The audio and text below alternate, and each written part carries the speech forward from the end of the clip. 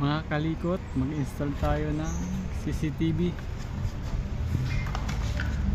Pwede na ang ating mga tools at gagamitin square box 10x10 7 cm.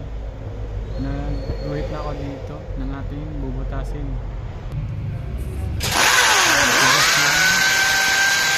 Bigat.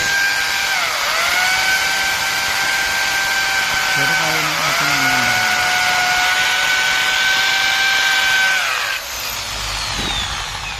yan, nabutas na. Tapos ito yung gagamitin natin cable RG6, cable with power.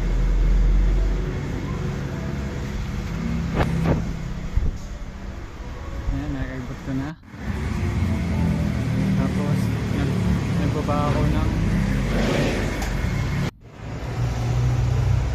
pinabit ko na rin yung BNC main connector. Tapos yung power nya na 12 volts.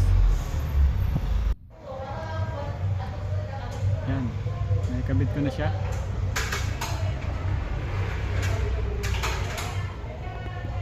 Another satisfied client na naman tayo mga kalikot. Susunod po ulit.